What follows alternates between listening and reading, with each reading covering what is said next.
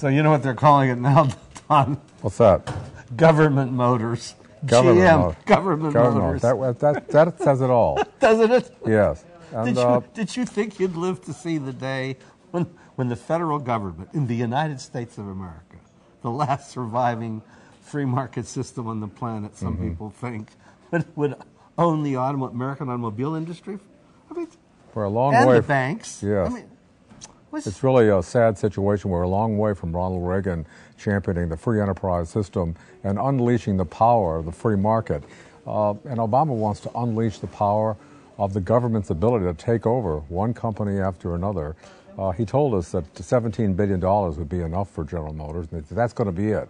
Now we've added... and he said that, and no bankruptcy. Yes. Now we're up to $50 billion. And bankruptcy. And bankruptcy. And we own, the taxpayers, the government owns 80% of the company, and 80% of the AIG, the big insurance conglomerate.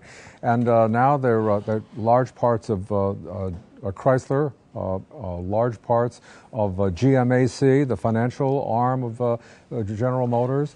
Where is it all going to end? Well, a lot of people are talking, Ralph, about the fact that this seems to be moving toward the Europeanization of the American economy. What do you think? Europeanization? Heck.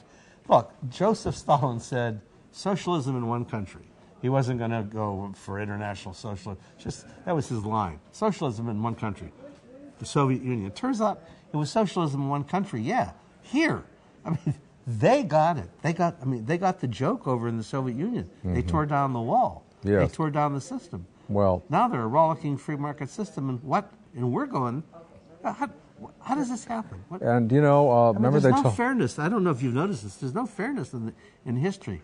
The last people you want to run a business is the federal government. They're the ones who are going to put Amtrak and make it a self-sufficient company. Remember that? Yeah. And it's still, of course, totally paid for by the taxpayers and losing money as they drove Medicare into the ground. And that's Fannie and Freddie. They're bankrupt. Yeah, well, so what's your solution? Anything the government runs, the solution, it's easy for guys like you to say, we're violating free market principles. What would you do? All these automobile companies are not worth anything.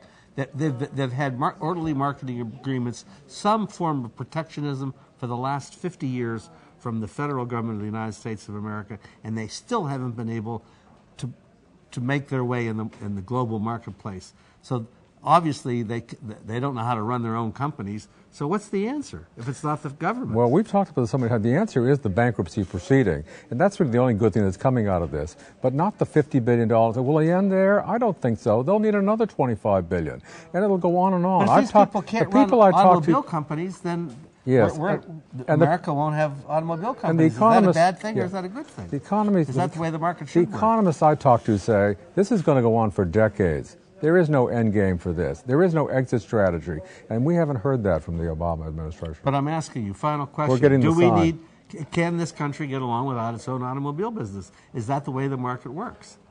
If the market does work, and we can get along without it. There's lots of car companies. Right answer. There's lots of car companies. All right.